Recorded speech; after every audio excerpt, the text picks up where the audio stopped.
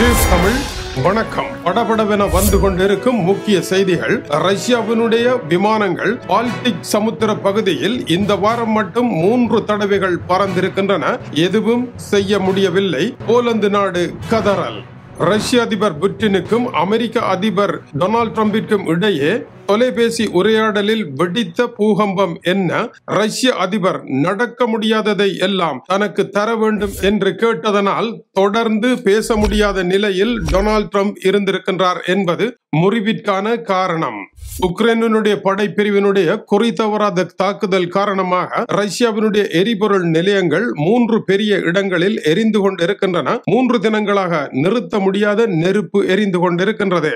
அமெரிக்காவில் இருந்து மனிதர்களை போலவே கடமைகளை செய்யும் ஆள் வடிவிலான ரோபோ விற்பனைக்கு வந்திருக்கின்றது.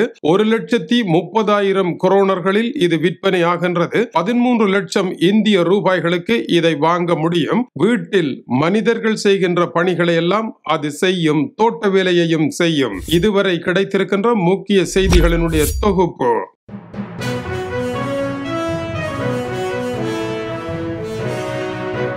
ரஷ்யாவை பொறுத்தவரையில் போரை பரவலாக்கம் செய்வதை தவிர வேறு வழியில்லை. ரஷ்யாவினுடைய நிகழ்ச்சி திட்டத்தின்படி செல்லவே வேண்டும். ரஷ்யா இழந்த இழப்புகளுக்கு இனிமேல் தொடர்ந்தும் அமைதி காக்க முடியாது. ரஷ்யாவினுடைய விமானங்கள் ஐரோப்பிய நாடுகளின் வயிற்று கலக்கத்தை ஏற்படுத்துவது போல பால்டிக் பகுதியில் 3 தடவைகள் பறந்திருப்பதாக போலந்து நாடு கூறியிருக்கின்றது. ஆனால் தங்களுடைய நாட்டினுடைய வான்பரப்பிற்கு உள்ளே ரஷ்யாவினுடைய விமானங்கள் வரவில்லை என்றும் கூறியிருக்கின்றார்கள். ரஷ்யாவினுடைய மிரட்டும் செயல்கள் தொடர்ந்து கொண்டு கட்டுமீறி செல்கின்றன என்றும் போலந்து குறிப்பிடுகின்றது. கட்டுமீறி செல்வது உண்மைதான். என்ன செய்ய போகின்றீர்கள் என்ற கேள்வியை ரஷ்ய அதிபர் விடுக்கின்றார். அத்துமீறி உள்ளே நுழைகின்ற ரஷ்யாவினுடைய விமானங்கள் ஆளில்லா விமானங்களை சுட முடியாத சூழ்நிலை இருக்கின்றது. அதேவேளை ரஷ்யாவினுடைய இந்த விமானங்கள் உறுதிப்படுத்தப்பட்ட ரஷ்யாவின் விமானங்கள் தான். பறக்க வேண்டிய நேரம் இல்லாத ஒரு நேரத்தில் இவை பால்டிக்கை ஊடறுத்து பறந்திருப்பதாக போலந்து கூறுகின்றது.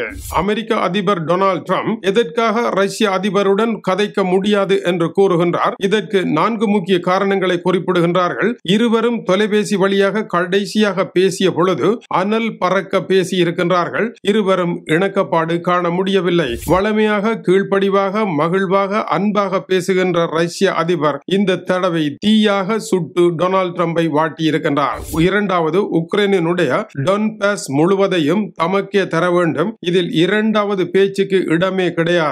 சம்மதம் என்றால் புடாபெஸ்ட் வாருங்கள் பேசலாம். மூன்றாவது, உக்ரைனுடைய ராணுவம் போர் புரிய முடியாத அளவிற்கு ஆட்களினுடைய எண்ணிக்கை குறைத்து ஒரு நாட்டில் பலமற்ற ராணுவமாக மாற்றப்பட வேண்டும். பேச முடியுமா? வாருங்கள். நான்காவது, உக்ரைனுக்கு நேட்டோவில் அங்கத்துவமா? கனவே காணக்கூடாது. அப்படி இல்லை என்று கியரண்டி எழுத்து மூலம் தர வேண்டும். பேச முடியுமா? புடாபெஸ்ட் வாருங்கள். ரஷ்யா என்னத்தை தரப்போகின்றது? 0. எதுவுமே இல்லை. பேசி என்ன பயன்? டொனால்ட் ட்ரம்ப் வீணான பேச்சிற்கு காலத்தை தான் செலவிட விரும்பவில்லை என்று குறிப்பிட்டிருக்கின்றார். ரஷ்ய அதிபரனுடைய இந்த 4 கோரிக்கைகளையும் பேச்சுவார்த்தையால் நிறைவேற்ற முடியாது. போரினால் மட்டுமே நிறைவேற்ற முடியும் என்பதனால் பேச்சுக்களுக்கு போவதில் அவசியமில்லை என்பது தி ஃபைனான்சியல் டைம்ஸ் அமெரிக்காவில் இருந்து தருகின்ற செய்தியாக இருக்கின்றது. மேலும் ரஷ்யாவினுடைய வெளியுறவுத்துறை அமைச்சர் செர்ஜை லாவ்ரோவ் உக்ரைனில் இருக்கும் நாஜிகளை முற்றாக அழிக்கும் பெரும்போருக்கு ரஷ்யா தயாராகின்றது என்று கூறியிருக்கின்றார். அப்படி தயாராகின்றவர்களுடன் மேலும் போரை நடத்துங்கள் என்றா கூற முடியும்? இதுதான் அமெரிக்க அதிபரனுடைய பேச முடியாத நிலை. அமெரிக்க அதிபர் ரஷ்யாவிற்கு ஆதரவாக எடுத்த யூ-டர்ன் எந்த பயனையும் தரவில்லை என்பது இந்த செய்தியினுடைய கருப்பொருளாகும். இதனால் ரஷ்யா மீது தாக்குதல்கள் இப்பொழுது மோசமாக அரங்கேற ஆரம்பித்திருக்கின்றன. 6 மாத காலத்தில் ரஷ்யா முழந்தாளிட வேண்டி வரும் என்ற பொருள்பட டொனால்ட் ட்ரம்ப் சவால் விட்டிருக்கின்றார். ரஷ்யாவினுடைய உள்ளக கட்டமைப்புகளில் 14 முக்கிய இடங்களில் உக்ரைனுடைய தாக்குதல் வெற்றிகரமாக நடைபெற்றிருக்கின்றது. பல இடங்கள் தீப்பெற்றி எரிந்து கொண்டிருக்கின்றன. அதேவேளை ரஷ்யாவினுடைய படைகளும் மும்முரமாக போரிடுகின்றன. பொக்ரோவ்ஸ்க் நகரத்தை கைப்பற்றுவதற்காக 1,70,000 ரஷ்ய படைகள் தொடர் போரில் ஈடுபட்டிருக்கின்றன. மெல்ல மெல்ல முன்னேறி வருகின்றன. நகரம் அழிவடைந்து கொண்டு இருப்பதாக உக்ரைன் தெரிவிக்கின்றது. இந்த தாக்குதல் நடைபெற்றுக் கொண்டிருக்க உக்ரைனுடைய கடற்படை குறி தவறாத நெப்டியூன் என்ற ராக்கெட் ராக்கெட் மூலமாக தாக்குதல் நடத்தியிருக்கின்றது. ரஷ்யாவினுடைய நோவோ பிரையன்ஸ் நகரத்தில் ஒஸ்லோவ்ஸ்காயா அணு வெப்பமாக்கல் பகுதி மற்றும் நோவோ பிரையன்ஸ் டிரான்ஸ்பார்மர் என்பன எரிந்து கொண்டிருக்கின்றன. இரண்டின் மீதான தாக்குதலும் வெற்றி என்று உக்ரைன் தெரிவிக்கின்றது. மேலும் ஸ்டோவரோபோல் நகரத்தில் உக்ரைனுடைய ஆளில்லா விமானம் தாக்குதலில் 3வது நாளாக எரிபொருள் கட்டமைப்புகள் எரிந்து கொண்டிருக்கின்றன, அணைக்க முடியவில்லை. இவைகள் அனைத்தும் ரஷ்ய அதிபர் முற்றிலும் எதிர்பாராத சம்பவங்கள். இதனால் அவர் சீற்றமடைந்திருக்கின்றார். எந்த விதமான சிறிய சேதமும் இல்லாமல் உக்ரைனை தன்னுடைய காலடியில் விழ வைப்பேன் என்று நினைத்த ரஷ்ய அதிபர் 3 ஆண்டுகளாக சந்தித்துக் கொண்டிருக்கின்ற பின்னடைவுகளானது அவரை கோபத்தின் மேல் கோபத்தில் தள்ளி கொண்டிருக்கின்ற காரணத்தினால் சமாதானம் என்ற பேச்சிற்கு வர அவர் மறுக்கின்றார்.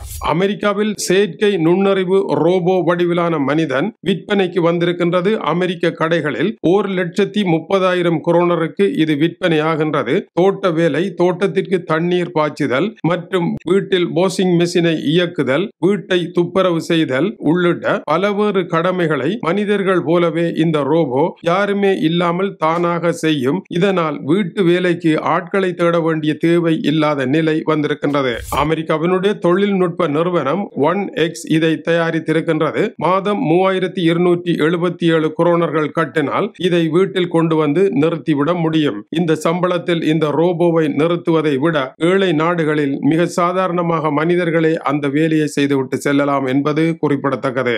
இது டியூப் தமிழனுடைய உலக செய்திகளுக்காக டென்மார்க்கில் இருந்து கீசே துறை. வணக்கம் உறவுகளே.